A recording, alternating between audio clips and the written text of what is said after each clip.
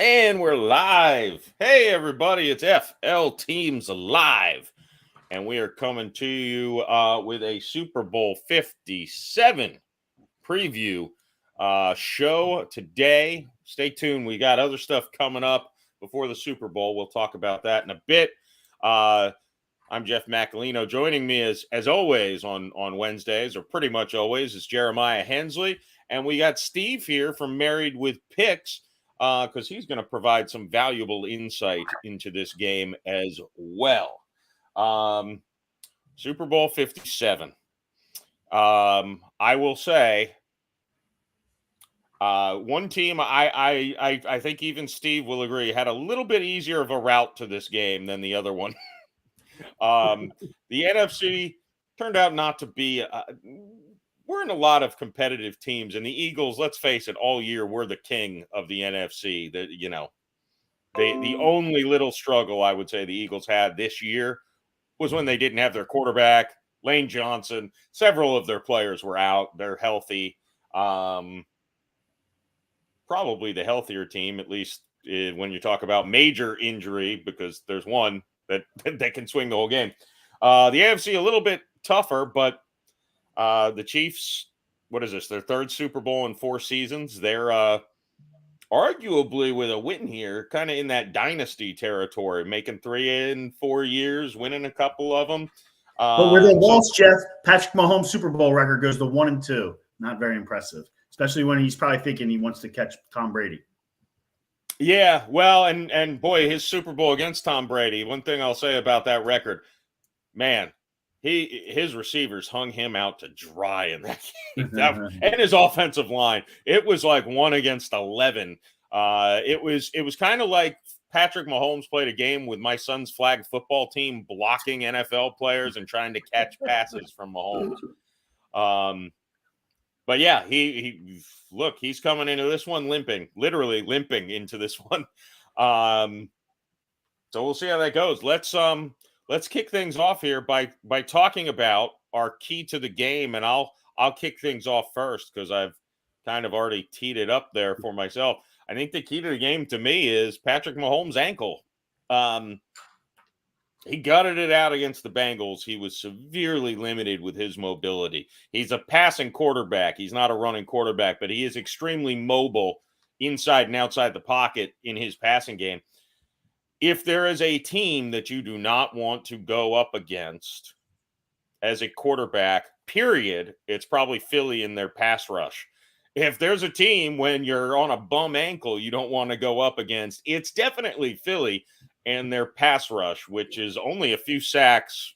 They played a couple more games, but only a few sacks away from setting an NFL record for sacks in a season, regular and postseason combined. I don't know how 6 sacks again in the Super Bowl. They will overtake the 1984 Chicago Bears as the most sacks in an entire season, including the playoffs. And I think they'll get it. Again, they do have a few games over the 84 Bears, and then I think the 85 Bears were second. So those Bears. But this Eagles, I mean, they very well could get it. I mean, the Chiefs O-line is iffy. Mahomes' ankle is not, I mean, maybe it's healed up a lot in the 13 days between the AFC Championship and the Super Bowl, but I can't imagine he's going to be at peak mobility, and the Eagles, they might be feasting on sacks. So that's my personal key to the game. Steve, I mean, you've watched the pass rush all year for the Eagles. Well, we're going to do a prop bet show on Saturday, but let's say over under 6 sacks for the Chiefs, or let's say 5.5, over under 5.5 sacks for the Eagles. I'm sorry, on Super Bowl Sunday. Yeah, I think you probably would have to go over there. It'd be a little tentative because if Patrick Mahomes' ankle is 100% or close to it, which I think all reports are that he's definitely feeling a lot better than when he was playing against the Bengals. He's typically tough to bring down, but you really have a lot of dogs on that defensive line for the Philadelphia Eagles. And they were struggling against the run and had the corner blitz coming during the season. When you're struggling against the run, they brought in Dominic Sue, right? And drawing a blank. I think it was Linval Joseph in the middle of the season to kind of tighten up that middle. And what it's done is allowed the outside pass rushers to really kind of go at the quarterback in these games. And that's why you're seeing that high sack total. I think the key is Hassan Reddick. And it's probably one of the most underrated signings of Howie Roseman's tenure. But when he brought Hassan Reddick in, he was the first real move the Eagles made in the offseason before the draft. Hassan Reddick is a Philly native and played his college ball at Temple. So he even took a little bit of a discount signing a 4-year deal. But Hassan Reddick, they're putting him in a position that he was successful in college, just rushing, putting his head down and rushing the quarterback. And it's really paid dividends as he's nearing 20 sacks. Is pretty strong. But you also have Josh Sweat from Florida State. I believe he was a second or he might have actually been a 4th-round draft pick for the Eagles about 3 years ago. And he's been under the radar. Not many people know about Josh Sweat until this year. He stayed healthy, and with the exception of 1 or 2 games that he missed, has really produced some good sack totals as well. So I know you watched a lot more Eagles football, right, this year, but I feel like when they made those moves midseason with Sue and Linval Joseph, that I feel like the defense turned it up just another notch, right? Like I think it gets overlooked sometimes and you get overshadowed having those 2 big bodies in the middle of the defensive line that just require space. Right? The center's got to get off of them. You got to double down on them. The freedom that it starts giving those defensive ends to move around and get some space in what they're doing. Not only are they stopping the run, but you're right, man, that really turned that pass rush to a different level just by getting those pluggers right in the middle of that line. Yeah, the Eagles had Hargrave and Fletcher Cox really tightening up the middle, but they started to wear down in the beginning of the season. They not wasted, but they utilized their 1st-round draft pick for Davis out of Georgia, but he was very big. He got injured a little bit in the beginning of the season, and they were really only using him for less than 30% of the snaps out of the gate. So those other 2 that I aforementioned tackles really wore down because they didn't have a lot of backup. So when you bring Sue in, right, basically now you have 3 Fletcher Cox types, right, in Linval Joseph, and Dominic Sue, and Fletcher Cox. All guys at the twilight of their career, 2 of the 3 may be playing their last game in the Super Bowl. And Fletcher Cox very well might be playing his last game or at least his last game for the Philadelphia Eagles. But with using those 3, the way the Eagles use their rotations on the defensive line, they're able to keep the tackles fresh and really clogging up that middle, which, again, allows the outside guys to kind of put their head down and go at the quarterback. So it's going to be very interesting that those big moves in the middle of the season are very underrated for the Eagles to continue. And let's not forget the Eagles here. If they win the Super Bowl, when was the last time that we've seen a team really lead from wire to wire, right? I mean, they started out 11-0, so they've been the best team in football. You can argue AFC, NFC, right?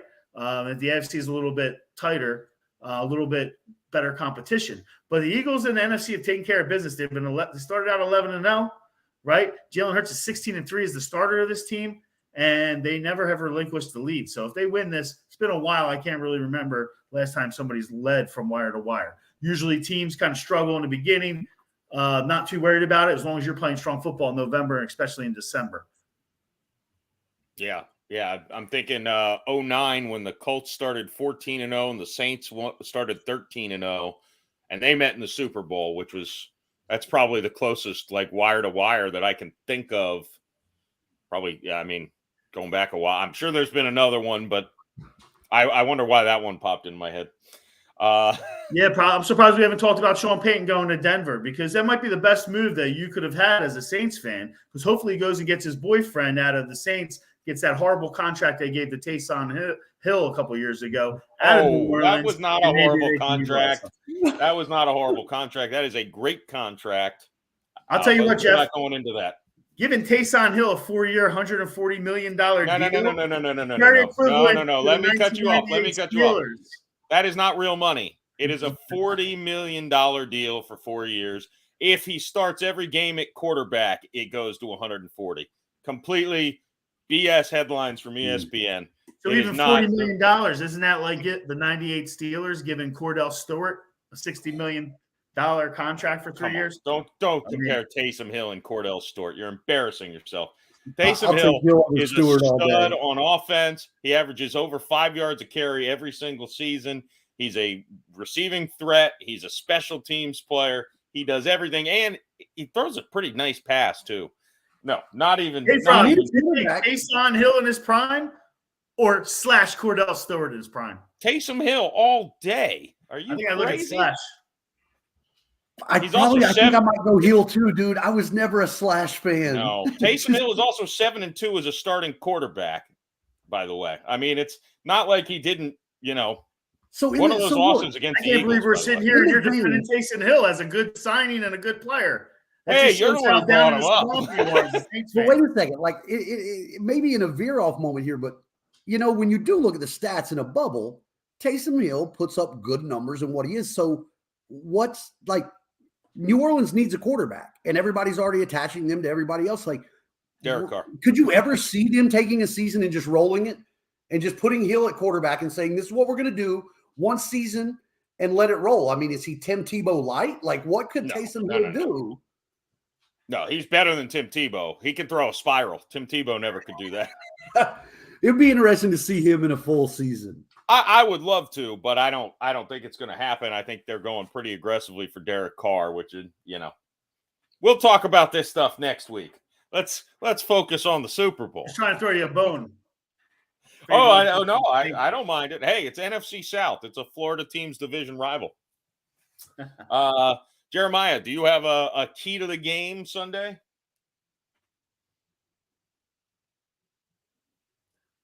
Uh-oh. I think Jeremiah froze. I think he has no keys. He has no keys. He's just trying to stay very still, so we hope we move on. There we are. There he goes. All right, it came back. No, look, if I say key to the game, it's going to be this. How does Kansas City stop the run game for Philadelphia? Philadelphia has so many tools to control the time of possession, so many different playmakers. They get so many guys involved, but that's something Philly has done better than anybody in the league all year is they don't abandon the ground game. I feel like an old man every time we talk football. I talk about run the ball, run the ball, run the ball. Philly does that very well. And how is Kansas City going to be able to commit to stopping that and then have to cover one-on-one on the outside with Devonta Smith and with A.J. Brown? So I think the key is, can that front seven for Kansas City contain the running game for Philly? Yeah, 416 yards rushing in 2 playoff games so far for Philadelphia. Not too shabby. Now, only 275 yards passing in 2 games, but they haven't really needed to the neat thing is, though, in fairness. like, this isn't like 69-7, Jeff. Do I have to remind you the combination of the scores? Oh, yeah. No, they didn't need the basketball. 69-7. Yeah. Well, it's not every year you get Josh Johnson to come in the NFC Championship game, but it's not the Eagles' fault. They knocked out Brock Purdy, and you're sounding a lot like Christian McCaffrey, Brandon Ayuk, Deebo Samuel, all these guys after they got their ass whipped in Philadelphia have been crying ever since they lost about the rules and it shouldn't have been that way. Let me tell you something. If we were in the 80s and the 90s watching football and these guys were in the media talking like this, they'd be laughed out of the building. You got to be kidding me. The Eagles knocked the quarterbacks that they had suited up out of the game, and they have to apologize for it. No. And now we're talking about how lack of passing yards they had in that game when they didn't have to throw the ball. It's crazy to me that these Niners, the Giants took the same attitude as if the Eagles aren't as good as leading wire to wire. And that's really why I think they are going to be motivated. They don't have to motivate themselves. These teams that they've beaten are motivating the Eagles to go into the Super Bowl and really lay one on the Kansas City Chiefs. And that's really what I'm expecting. I mean, 69-7, that's the combined Giants and San Francisco score when the Eagles played them. So, I know maybe they play in a worse conference, but this isn't your grandmom's team coming into the Super Bowl to play against the Chiefs and Andy Reid. Let's not forget that Andy Reid, longtime 13-year coach of the Eagles, technically owes the fans and the city of Philadelphia a Super Bowl. So we'll see what happens. 69-14, by the way. He could make good and give the Eagles a Super Bowl this Sunday, and that's probably what's going to happen. I think the people being disrespected the most in this show so far is the Kansas City defense. I mean, they're not anything to sneeze at here. I mean, they held a pretty potent Bengals team down to 20 points. They made the stops when they needed to. When, look, their offense was not really the Chiefs' offense hasn't really gotten a chance to get going all the way because Mahomes gets hurt in Jacksonville, or not in Jacksonville, against Jacksonville. He's playing very hurt against Cincinnati. So we haven't seen the Chiefs' offense really in the playoffs yet. And I don't know that to be fair, I think this is the best defense they're going against in the playoffs, to be fair. But the Chiefs defense, holding the Bengals to 20 points is not anything to sneeze at, especially when your offense really can't control the time of possession. And I mean, the Bengals were on the field a good amount of time in that game. Hey, Jeff, let's just remember 9 out of the last 10 games the Bengals played, they failed to reach 30 points. So let's not crown them as the best offense of all time. I mean, I'm really, not saying they're the best offense of all time. Right. The Chiefs do have a good defense, but the Bengals, even though they have these big names, have not put a ton of points on the board. And I think really it's going to come down to the Chiefs are probably going to have to score in the 30s if they're going to win this game. It's going to be tough for the Chiefs to keep. The Eagles are getting in the 30s? Oh, absolutely. I think this game's going way over. So I'll tell you want to talk about key of the game. I think Jay Frog was right there with the rushing game. My key of the game is the offensive line, right? So the offensive line has been gelling really well. Lane Johnson is playing with a bad hernia in his abdomen. I mean, nobody plays through this. And to watch him, if you go back to the tape and see how he handled the most explosive defensive lineman this year in Joey Bosa, I mean, it was pretty darn impressive. If you don't know what I'm talking about, and I know you guys do, but if you're listening to this, you should really go back and maybe YouTube Lane Johnson against the Niners, because it was very impressive when you look at the injury and you consider that he was playing through that injury. So we'll see how he holds up if he has anything left in the tank against the Super Bowl against the Chiefs. If he goes down, the Eagles, all bets are off because the replacement there is not that good. Everybody shifts around, and the Chiefs will take advantage of it. Andy Reid's smart enough to send his blitzes that way. So really, Lane Johnson is really, I say the offensive line, Lane Johnson is the key to this whole thing. If you look back to the Bears game around week maybe 16, maybe 14, the Eagles played the Bears, and they were up pretty handily, or at least they had control of the game. And Sirianni probably made one of the only mistakes that he made during the year by rushing Jalen Hurts, and he really ran 10 yards and got squared up by the Bears linebacker.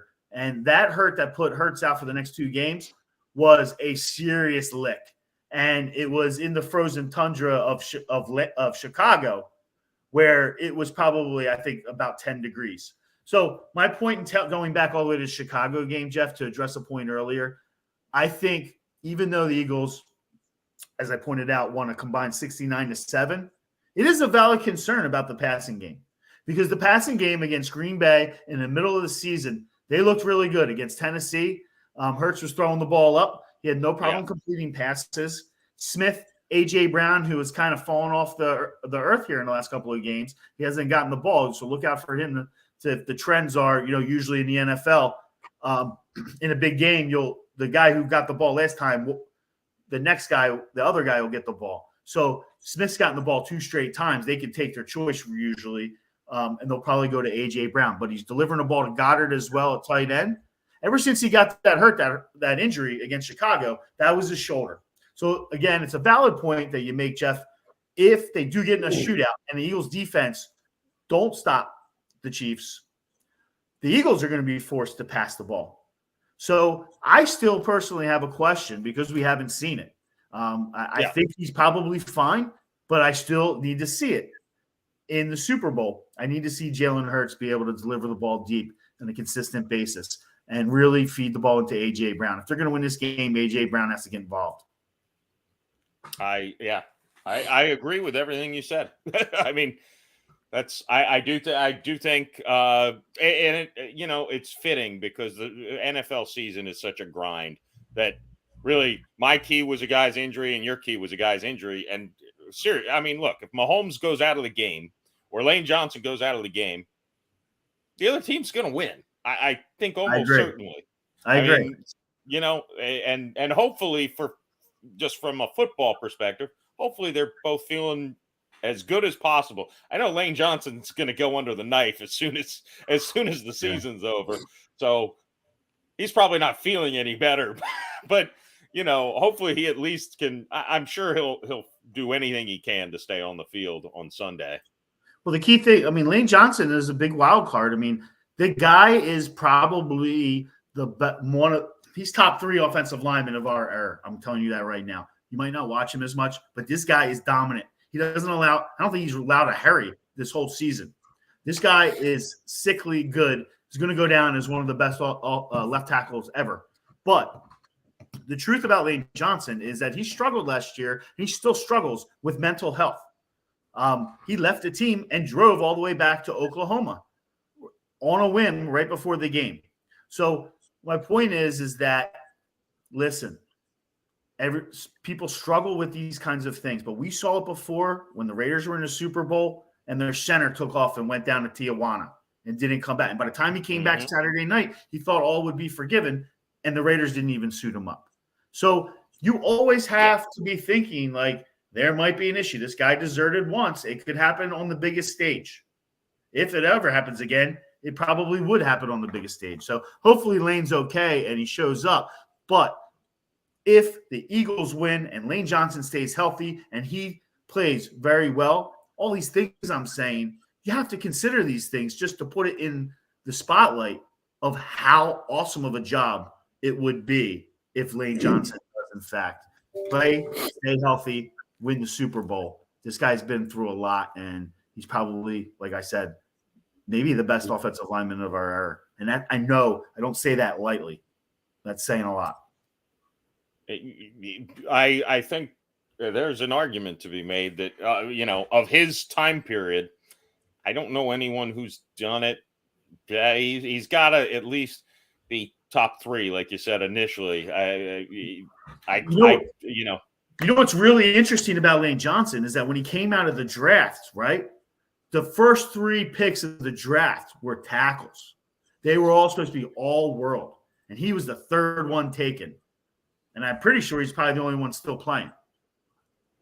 Probably. Wasn't Jake Long one of those? Yeah, that was a Dolphin guy. Hey, but I'll tell you this. It's funny you mentioned that, Steve, because I think that's one of the things that's been on my radar about this Super Bowl, because I'm from watching the teams on the outside, how you build these perennial contenders, right? 10 of the 11 starters on offense for Philadelphia were drafted by Philadelphia. Almost half of those were drafted 3rd round or later.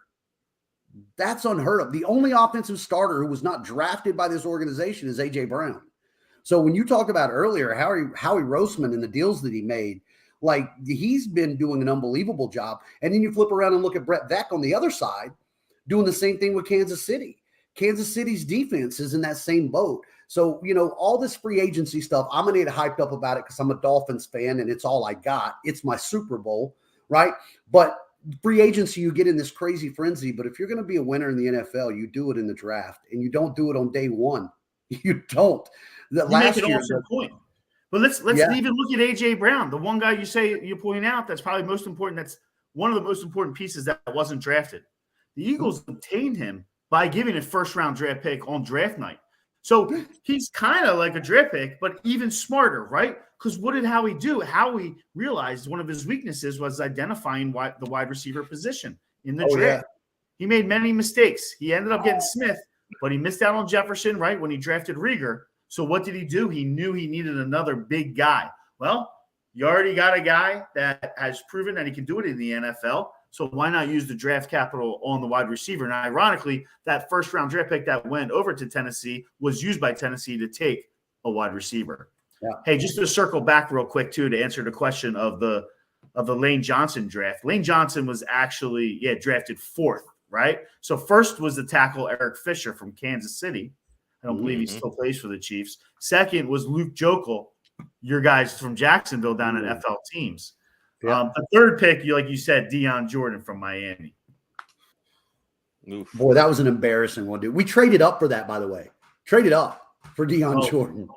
Listen, Chip That Kelly had ended just well. come to the Eagles, and he was the Oregon coach. So there was all kinds of rumors swirling that he would have taken him if he was available at 4. Yeah, well, don't worry. We'll bail you out. That Miami, look, as I said, the way to be talking about your team in the Super Bowl is knowing what you're doing on draft day, not on day 1, but 2 and 3.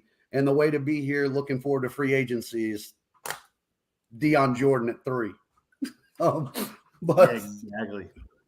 So kind of on the same talk. I mean, it is important to hit those late round picks.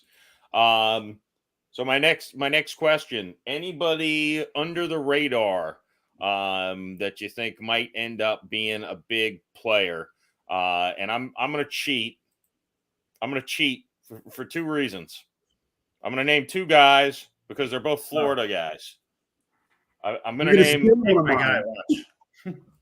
Well, I'm going to name 2 guys on the Chiefs who are going to need to step up because I'm fairly certain the Eagles will dedicate a lot of coverage to Travis Kelce on Sunday. That's the weapon. The Chiefs receivers, I don't know about Juju Smith-Schuster, whether his health, I actually haven't followed up on that. I know he got injured. So my 2 guys, Marquez Valdez-Scantling, USF Bull. There we go.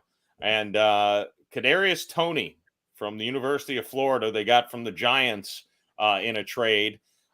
He was a first-round pick. One or both of those guys are going to need to step up, win one-on-one matchups against a tough. I mean, it's not going to be easy, but even if Mahomes isn't healthy, he's going to need one of these receivers on the outside to take a big step forward. Valdez-Scantling, look, he did it in the AFC. He was the AFC Championship MVP, I would say. He had over 100 yards. He caught the touchdown. He caught a touchdown in the first playoff game as well. Can he do it again? I don't know. I don't know how they're going to roll coverage around on. I imagine Steve could probably tell me. I imagine though they're not going to just shadow Marquez Valdez-Scantling or anything. I imagine they're going to keep their corners on their side of the field and whichever Chiefs receiver lines up. But somebody in that receiving room, if the Chiefs are going to produce and win this game and score points, one of those receivers is going to have to step up. So I'll toss my FL teams plugs out there to two guys who went to Florida schools as my potential under the radar for Sunday. Jeff, if I could address your picks for a second. First of all, course. The Eagles, I don't believe, will pay any attention or roll any coverage to a player who cannot put up any kind of tally, any kind of stats while playing with Aaron Rodgers. So that's first of all. Nobody's worried about Valdez-Scantling. He couldn't do it with Rodgers. He can't do it with anybody. So I don't like that take. You sign him to a 40-year contract and bring him with Taysom Hill, and we'll see. We'll build a great little team there at the Saints for you. So I do like the Toney thought, though. Let's circle it all back. That in the draft, the Eagles had taken Devontae Smith right in front of the Giants. The Giants, they traded with the Cowboys to jump in front of the Giants, took Devontae Smith, who the Giants wanted. The Giants then proceeded to trade back so that the Bears could trade up and get Justin Fields. But when they traded back, who did they get? Toney, who fell out of favor in New York and got traded to the Chiefs. So it'll be interesting to see if this great draft day move that Howie made, the GM of the Eagles, to get up and get Devontae Smith, which looked like a great move, could end up burning them because indirectly Toney is now on the Chiefs and playing against them in the Super Bowl. So if you're right, it'll be interesting to see how that plays out. Just to put some respect on Mr. Valdez-Scantling, the 5th round draft pick in 2018. He's had his low career total in a season is 430 yards. He was the number 3 receiver for 3 years and that was in 11 games last year. 430 yards.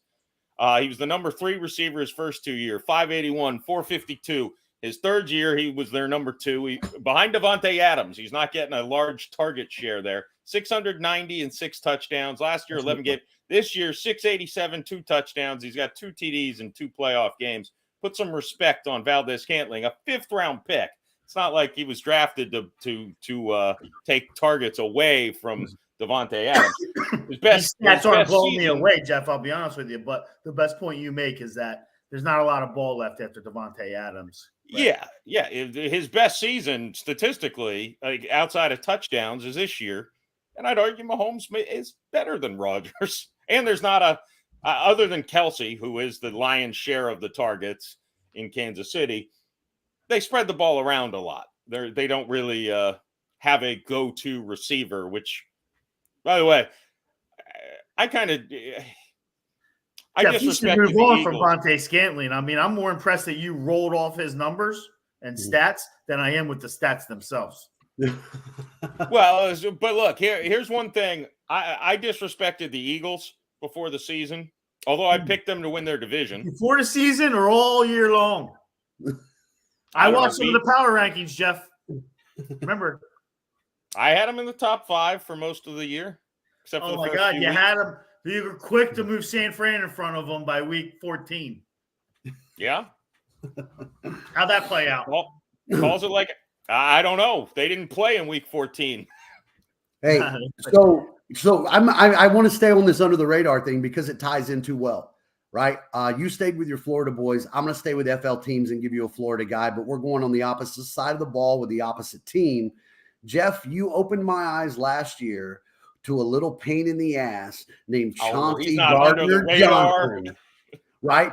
Chauncey Gardner-Johnson, and he's just a disruptor. And I think in a game against an offense like Kansas City, having a safety who can help out in multiple areas, be it on your Kadarius Toney, be it helping in the middle of Cross Kelsey, be it on Valdez-Scantling. And he just seems to find a way to be a pain in the ass. And in a Super Bowl, guys who can do that can create noise. It's way under the radar, but I can see Chauncey. I mean, he impressed me so much. I didn't watch a ton of him in the Eagles defense, Steve. So you got to correct me on that, on where that goes.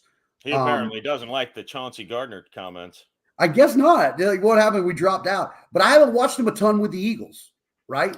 In the beginning of the year, I'm fairly certain they played him more in a deep safety role. And since he's come back, which I don't know if he even came back until the playoffs, I think they've had him more in that nickel spot. Steve, am I right about that? Yeah, they moved him basically, and damn you, Frog, you took my guy.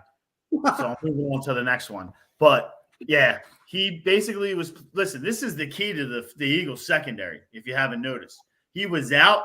They struggled a little bit. He wasn't there when they played the Saints right at the end of the season. He missed a couple of those games. What basically happens is they're able to move the guy who was playing slot. Actually, he's playing safety. They were able to move him in and play safety for Scott. So if everybody's healthy, right? You have Bradbury on the one side, and you have Slay on the other side at cornerback. They're playing Avonte Maddox on the slot. They had been playing Gardner-Johnson in the slot because Maddox was hurt. But now Maddox is coming back. He's the slot guy, and they're moving Gardner-Johnson back to the only weakness on the defense, which was the safety. That's what was so key about picking him up from the Saints is his flexibility to be able to play safety and to be able to play cornerback. So the Eagles have basically been rolling with where do we need to plug him. But it's not like he's a guy that you're just plugging in to plug.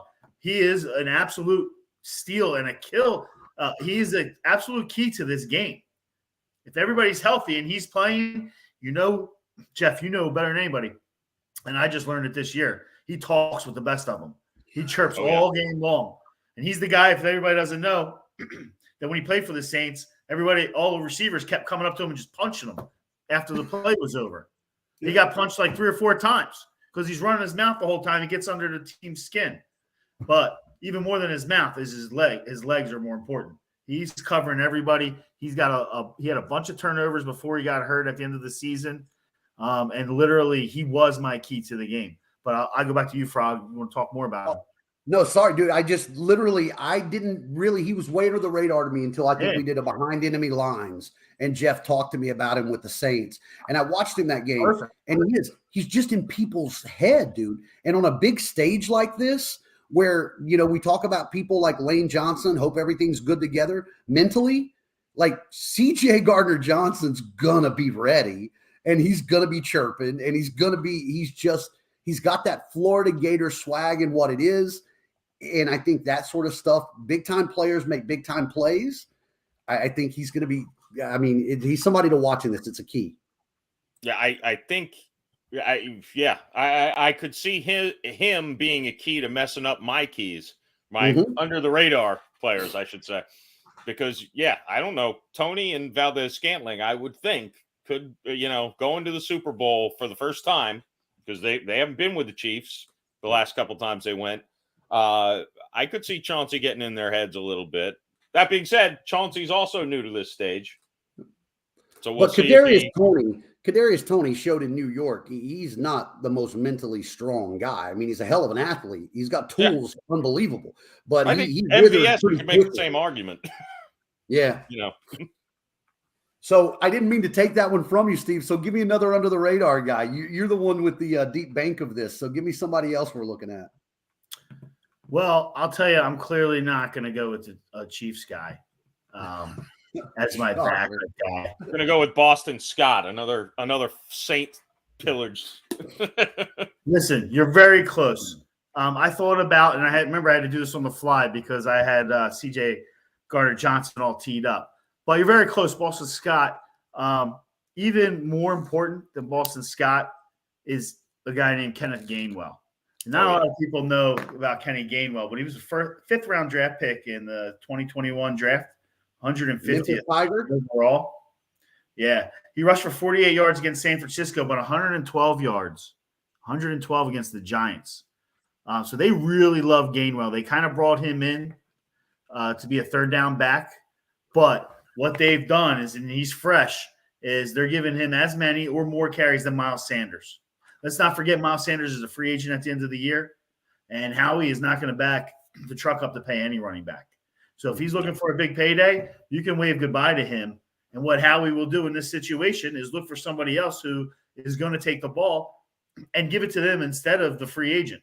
So you've seen Miles Sanders, who has had a hell of a year and has gotten 20 carries a game in a lot of these games. But as the season has come towards the end and as we've gotten into the playoffs, Kenny Gainwell is stealing valuable snaps from him. And if he can get moving against this Chiefs defense, I think he is probably the number one back for the Eagles heading into the Super Bowl, even though Miles Sanders will get the first snap. And Kenny Gainwell is my key to the game. If he can get over, if he can get at least 60, 70 yards, maybe catch a couple passes and score a touchdown, then that means the Eagles offensive line is having their way with the Chiefs, and they're probably going to win this game. Gainwell was on my radar a while back because, again, as a Dolphin fan, I want to draft a running back every year, and we never do. So I watch these guys. Coming out of college, I believe he was the leading rusher his senior year in college or the year before he entered the draft. Coming out of Memphis, like Gainwell was a stud from the beginning of this, a dual threat guy who could catch the ball, run the ball. And I was surprised that he hung around as long as he did, kind of like the Chubba Hubbard, down in Carolina.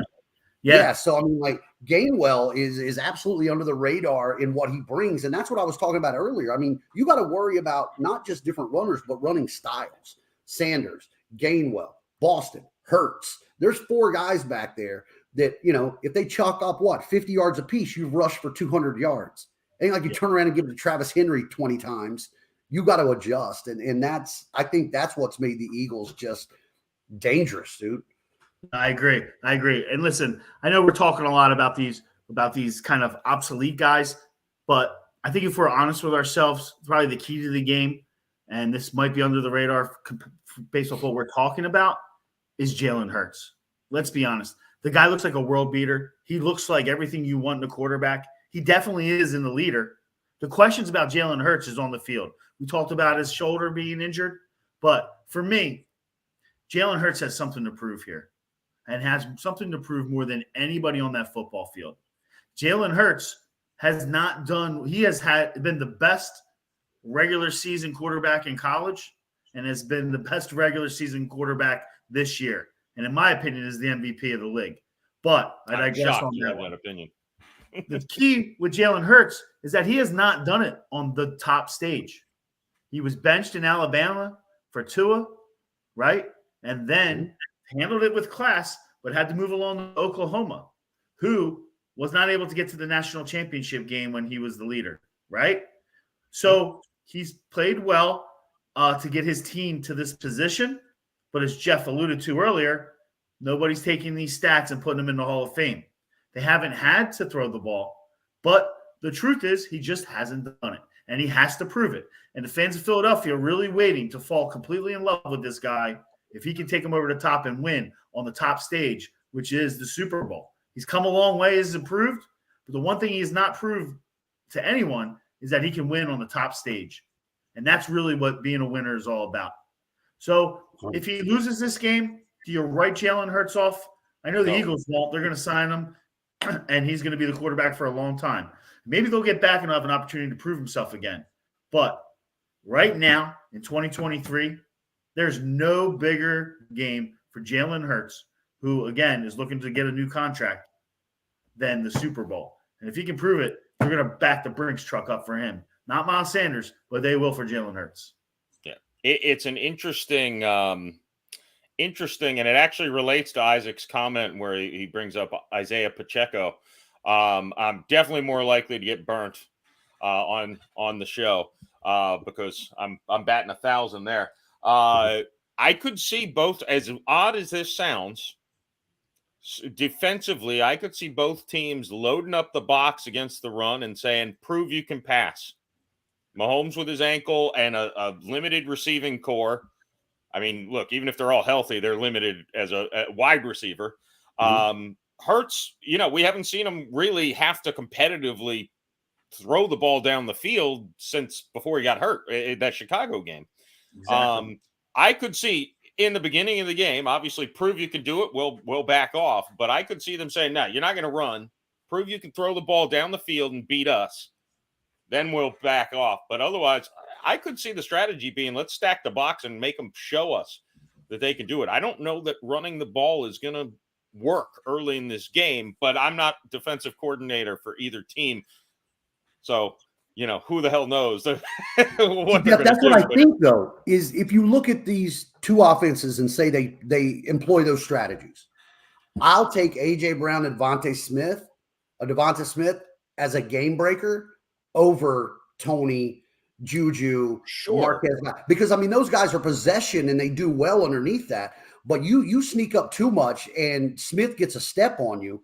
Hurts don't even have to be that accurate. He's just got to put some air under it, right? Well, you could make the same statement with Tony and Valdez-Scantling. Those guys are burners. But so here's what you need to look for, right? I think that is a valid strategy. And if the Chiefs are smart, they will stack the line and try to stop the run first, right? But what you got to look at is what kind of shots are the Chiefs taking on Jalen Hurts? Because I think not only do you crowd the line, and let's be honest, this is the National Football League, right? This is the championship of the league for 2023, okay? If they get a shot, they're going to take it. But the reason why I would put everybody near the line is because you're that much closer to Hurts. Because if you can get a big hit on him early, you might knock him out and not be able to throw the ball. He'll stay in the game because he's a tough guy, depending on the injury. But you want to hit that shoulder so that you hurt him throwing the ball. Because even though he hasn't had to throw the ball long, when he has thrown the ball long, he's connected with his receivers. He's looked really good. And in the NFC Championship, in the beginning of the game when he was rolling out, there were some fourth down calls they could have gone for, some barely misses on third down. I think they would have rolled similar to against the Giants early against the Niners, but their early drives got stalled by their defense. So credit to the Niners, but Jalen Hurts did show that he can throw long. I think the key is get the defensive players by the line. Naturally, you're going to stop the run, but you got to look to take a shot at that shoulder when you can. Yeah, I would be very conservative with Philly with letting Hurts run the ball. Although, look, Thing is, it is what's a Dan Fouts line from The Water Boy? It's the last game. You got to leave it all out on the field. So yeah, I guess if you lose him running the ball, he gets knocked out of the game. Oh well. I mean, it sucks. It's the Super Bowl, but better than hamstring him and say no, don't run, stay healthy. Take your chances, I guess. So disregard that sentence. All right, They as a might fan have of the best neither running team, team, but believe me, the Philadelphia DNA is pass the ball. So I would not be surprised if they go back to it. Listen, I once watched an NFC Championship in 2023, I believe it was, against the Raiders. Or I'm sorry, I think it was 1999 against the in that area against the Rams. And the Eagles had the lead at halftime, and they ran Corral Buckholder all over the Rams. But when Andy Reid got out, which is funny, we're playing against him, all they did in the second half was try to throw the ball, and they ended up coughing up the lead and losing and not going to the Super Bowl. But that, even though Andy Reid was the coach, that's the Philadelphia DNA. It's how Jeffrey Lurie wants to win. He wants to throw the ball. So I wouldn't be surprised if they come out slinging. I didn't put this together till we were talking about it here, but you got Mahomes' bum ankle. You got Jalen Hurts' shoulder that could be a question. Like, wouldn't just all of the NFL and really the viewing public in America love to see the third quarter start with Gardner Minshew versus Chad Henne for the 2023 Super Bowl? You almost made me vomit. Yeah, that would be horrible. Let's agree that would be horrible. Nobody wants to see that. That would be so – well, you enjoy a train wreck. And the Niners will be laughing if that happens. You know the thing I think I was most wrong about all season, and we're going to jump into predictions, but before the season, I think I said Gardner Minshew might be the best backup quarterback in the league, and I wouldn't be surprised if Hurts struggles, if they go to Minshew at some point this year. Hurts obviously didn't struggle. I didn't say he would, but I said, man, that's how highly I thought of Gardner Minshew. And boy, it took 2 games to really one, of course, I watched very intently. I'm like, yep, nope, he's not an NFL starter. Well, here's the problem, Jeff. When you look at that topic right there, when you look at the MVP race, I think a lot of people, even the voters, were thinking exactly the way you did, and that this team can just be run with any quarterback, and that they weren't that impressed with Jalen Hurts. Problem is, when Jalen Hurts went out, pretty much the MVP voting proves that wrong. Yeah. So let's say week 2, Minshew takes over and struggles. Jalen Hurts comes back by week 4 or 5 and then has this run. Hands down, he's the MVP. It's all about how you get there, right? It's all about the perception. So I'm just going back to the MVP conversation. I know you probably like Mahomes for that, and there's a lot of votes on him, and he'll most likely win. I think they're 1 and 2 in my mind. And I'll actually say the biggest argument for Jalen Hurts is the 2 games he missed. I think that right there is like, yeah, I can't be upset if Hurts wins this award. I wouldn't be upset either way, but he as far as value, being valuable to your team, yeah, going without him a couple games sure showed me that he was valuable. Well, listen, Jeff, don't feel bad about your prediction that was wrong. Mine was much worse. I had Matt Ryan and the Colts in the Super Bowl. I think Jeremiah, Isaac, and I all had the Colts in our top 10, if not our top 5 preseason. Oh my God, it looks perfect. Jonathan, I'm pretty sure I had them 5th in my preseason power rankings. The Colts. Is Irsay like not the worst owner? I mean, you have Frank Reich and Nick Foles on the same team that won a Super Bowl 4 years ago, and you fire Reich before you even give Foles a chance to play. Like that's the magic there. You don't even give it an opportunity to happen. Crazy. Anyway. Hey, look. Hey, you're talking Pepsi Challenge for horrible owners, dude. Don't start talking about the king. Stephen Ross will just own you on that. From tampering to give away draft picks to putting an F1 track around the stadium to an orange carpet and selling a percentage of a team to Serena and Venus Williams. Stephen Ross will be your Huckleberry. Yeah, he's nuts. Yeah, he's a few pill popping issues away from being the next Jim Irsay. Who's going to win this game, Jeff? I'm curious to see who you think is actually going to win. Oh, I made up my mind while you were talking. Mainly, I wanted to throw this out there just to get under Steve's skin. I'm picking the Chiefs, and I'm picking it 27-13. Oh, Jesus. At the end of the first quarter. Yeah, it's going to be 69-13. Yeah. 69-7. Yeah. Now, No, I is gave that the your Eagles honest 13 look? points. For real, I'm a fan of trolling with the best of them, but do you honestly feel like this Kansas City team can hold Philadelphia to 13 points? Yes, I do. I would Okay. not. I don't No know what way the in over hell. under is. I should look that up. I was big. I think I said this in our our championship game preview. I can't say words anymore. I'm pretty sure I said it on air. I know I have text messages saying I would bet huge on the unders on both of these games. Yeah. I would argue I was maybe not right with I was right. It was the under, but the Eagles kind of defeated my purpose. But the under was right, and I guarantee you the over/under in this game is too high too. I think we're disrespecting both defenses in when we look at this, and not us, the three of us. I'm saying in general, I think everyone's eyes go to Mahomes, Hurts, AJ Brown, Travis Kelce, all of these, big time offensive players. They forget there's a lot of studs on both of these defenses. Yeah, the over/under is, well, I'm seeing a few here. 47.5. Oh, I was over. That seems like an easy over to me, man. So maybe I'm drinking that Kool-Aid. I don't know. Okay, this one says over under 51. That one I'm definitely taking the under.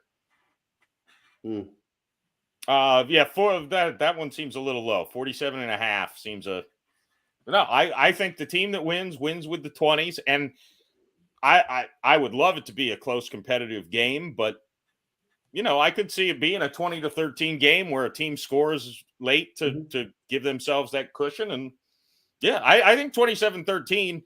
I'm picking the Chiefs to win. I don't, I could see either team winning 27-13. I don't think there's going to be as much scoring as America thinks, but Jeff, I'm going to give you four reasons why the Eagles will score more than 13 points and win this game. Trent McDuffie, Justin Reed, Juan Thornhill, L'Jarius Sneed. The secondary to Chiefs is not very impressive. I don't know why you're trying to write these guys into the Hall of Fame. I don't think this defense is that good. Quite honestly, I think they're way overrated. I think they're in trouble, and they're about to have their lunch shoved back into their face when they play the Philadelphia Eagles. What's your prediction? Give me the score. My score is 38-24 Eagles. The Eagles are going to score 30 points, like I said. They've scored 30 points all throughout the playoffs. When they're going well, they can get into 30s easily. They have probably approached 40 points in my mind. I don't see the Chiefs getting over 30 points. I think at the end of the day, you're probably going to see some major defensive breakdowns. But I believe the difference here is the Eagles' defensive line. They're going to get to Patrick Mahomes. And the key here to watch is when the Eagles will start probably in a 4-man line.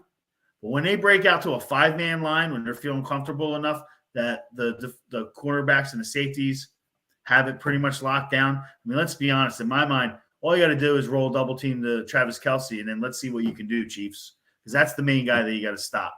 So if you bring in when they bring in the 5-man line, that's when they've seen a lot of success. They ran a 5-man line against San Francisco. They lined up Fletcher Cox all the way to the outside and then ran a stunt with Reddick. And that's when Reddick got all the way around and caused some damage to the quarterback. He was in the quarterback's face no matter who it was. He was in Garoppolo's face, and they were too stupid to suit him up. That's how good he was. There's so many great stories in all of these things. I talked about Brett Veck earlier. That's a University of Delaware alum, right? He was with the Eagles back in the day, right? Beach, Veck. Yeah, I'm bad with him. But University of Delaware alum with Philly, with Andy By Reid. the way, I'm a University of Delaware alum, so that's why I know how to pronounce his name. He was the Philly, he was Andy Reid's right-hand man. Yep. Quarterback at the University of Delaware. It's been unusual for me because I'm in, the area I'm in, Steve, right where you're at, not being an Eagles fan. I do think in a weird way, this Eagles team has been disrespected all year. They have. And the biggest knock has been the NFC's weak. Well, you can't really help if you're weak. But when pushes come to shove, the Eagles weren't squeaking by Minnesota Vikings style. They were rolling people. And it got to the playoffs, and they're doing the same thing. So this Eagles team seems to have that edge, right? I'm going to go a little closer than either one of you guys went. I think I'm looking closer. It's going to be Eagles 31-27. I think it's going to be a close game because unlike some of the teams in the NFC, the Eagles play with high energy. They're going to come at you hard, and they're going to swing big, okay? The Giants couldn't bounce back from that. Early in the game, the Eagles took control. Now, maybe it was a freak accident with what happened or the hit with Brock Purdy, but early in the game, the Eagles took control. And when that happened, there was the NFC team couldn't fight back. But this is like the grizzled old veterans. I'm envisioning this as an old school Rocky fight, dude. It's going to be that Rocky fight where you come out swinging. Can you keep taking the hits? And Mahomes and the Eagles have been in, or the Chiefs have been in this so long. They're veterans. They've got playmakers that they're going to stick around. And I think it's going to end up in a real struggle and hopefully a really tight, close game coming down near the last possession. I think the Eagles just have a little bit too much power on the offensive side of the ball from offensive line to running the ball. But I think Kansas City answers the bell better than any team in the NFC had a chance to and sticks around. Listen, I agree with the disrespect. And there's probably been no greater disrespect than from FL teams in their power rankings of the Philadelphia Eagles.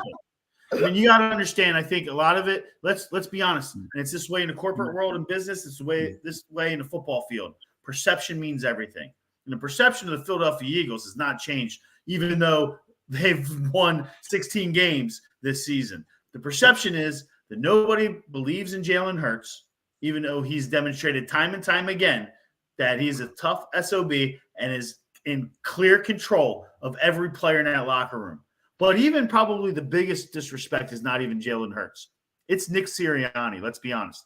The coach has no respect from anybody because the guy's a little loose. If you really take a step back from the situation, they talk about these new age coaches. You got one in Miami, right? And everybody's hot on their old new age coach, but every one of these coaches is just a little bit off. They're not your traditional, Buddy Ryan, Bill Parcells. I'm going to just act the way a football coach should act, right? He's playing paper, rock, scissors in draft interviews, right? He's literally stripping down to a tank top and shorts to play one-on-one basketball with every member of the team, anybody in the front office that wants to play. Like, these are unusual tactics. And when he talks in front of the media, he's a little loose, right? It's almost as if this guy grew up in South Philly, right? He talks the language so well, but it doesn't come off very professional, right? It comes off different, and I think that's part of the perception of why some people don't believe in the Eagles. Is not only because of the quarterback, because they don't believe that the coach is good. I will tell you this right now as an Eagles fan and watching this season the whole time. The most important thing that a coach needs to do is, just like I said with the quarterback, the same thing, is command the locker room. And these players respect him. They listen to everything he says. They all buy into his program, and it's evident with how they've played throughout the year on both offense and defense. My favorite part of media day was quite possibly the stupidest question in all of football being asked to Nick Sirianni. Is this a must-win game? But the greatest response ever. He's like, yeah. Like, yeah. You're in the Super Bowl. Yeah, it's must-win. Like, it was just that little glib, like, what is that? It was that Philly response that I was like, Sirianni, he's one of us, I'm telling you. And if you don't mind, I could just take a minute really to talk about Andy Reid, because we really haven't talked too much about him. But Andy Reid, I mean, great coach, probably historically one of the best coaches, and who knows, he might coach for another 10 years when he's got Mahomes, right, and a great team. But Andy Reid, and I'm going to tell you this as an Eagles fan diehard Eagles fan, and I talk nothing but good things about Andy Reid. But if you want to break it down, here's the problem with Andy Reid. And this is why there's not that much love lost in Philadelphia when he left, because he struggled to win the big game. Let's not forget, we're 1-4 in NFC championships, right? His philosophy was back then to not put any money into the wide receiver position. He has fallen back into that same trap by getting rid of Tyreek Hill, okay? That is the same trap that he had when he was in Philadelphia, But the biggest problem with Andy Reid, and my biggest problem with him as a coach, if you ask me what coach you would want for this game, I would have two answers. I would take Andy Reid all the way up until the opening kickoff. And as soon as that ball's kicked off, get him the hell out of there. He is a horrible game day manager, right? I don't think he's that great of a play caller unless you're scripting out the first 15 plays. Those are usually pretty good, but then they fall off after that. But the key for me is that when you get down to crunch time, when the clock's inside 2 minutes in both the end of the second half and the end of the game, if there's a mistake to be made on the field, believe me, Andy Reid's going to make it.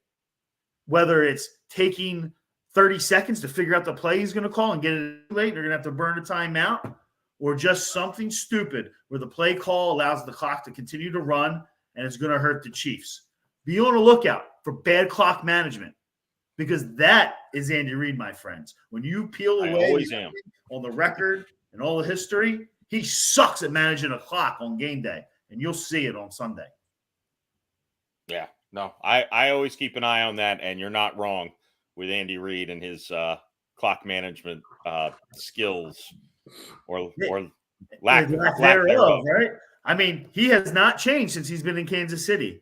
If you remember real quick, there was a championship game against the Patriots where they screwed the clock up at the end of the game and should have won. There's a couple times they should have beaten the Patriots, probably. That clock management became a big factor.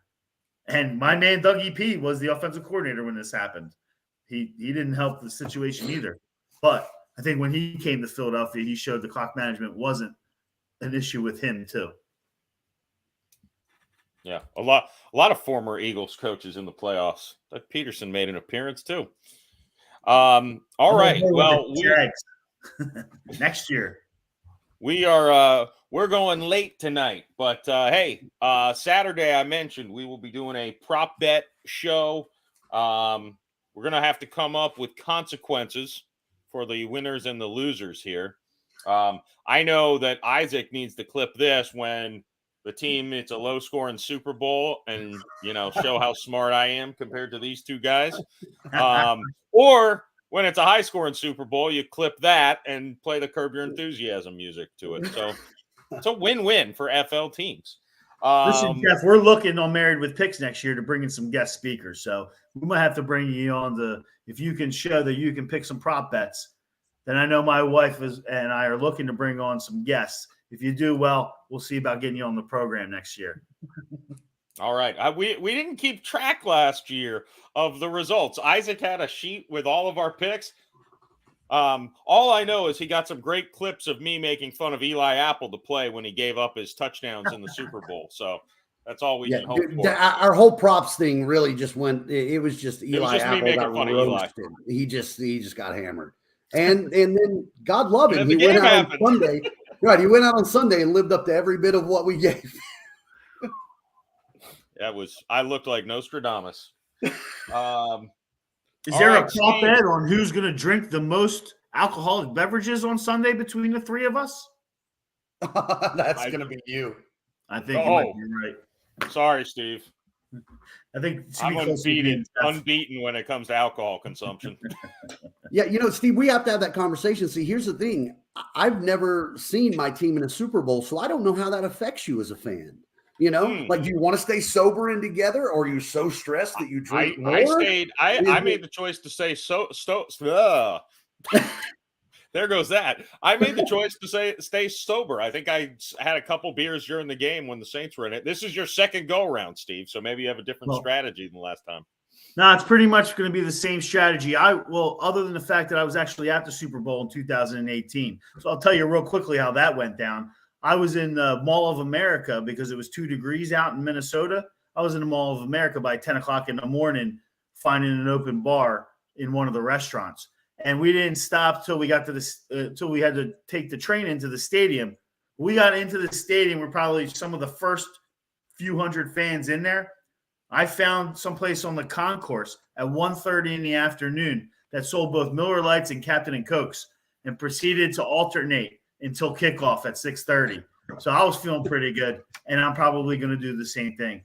Luckily, I remember most of the Super Bowl, but I was tuned up really well. If it ain't broke, don't fix it. Were you the one in Kevin Hart's ears telling him it was a good idea to try to jump down with the team? Were you the one encouraging Kevin Hart? Not me, but I'll tell you that being on the concourse there, I had a perfect view of Nick Foles, and I saw it coming before the game started. Nick Foles was throwing 40, 50-yard dimes for the entire pregame warm-ups. And I looked at him and I said, he's going to win the MVP and we're going to win. And that's what happened. Unfortunately, I won't get that kind of read this year. We could go all night with that, but look, man, for real, that's one of the things I love about the Super Bowl. Somebody coming out of Sunday that we weren't talking about and we didn't really pay that much attention to is going to live their childhood dream and absolutely on the grandest stage of them all become either famous or infamous, one of the two, right? And it's going to be a household name come Monday morning. And stories. There you go. It's in the name. All right. Check out Married with Picks. Steve, thank you for joining us. Good luck. This was Steve not wearing his Eagles fan hat, by the way, folks. So this is the objective. Wear my Arizona State shirt from in October. Welcome. There's your Foles boy. There you go. I love the color. It matches Jeremiah's, For Jeremiah, I'm Jeff. Steve, thank you again.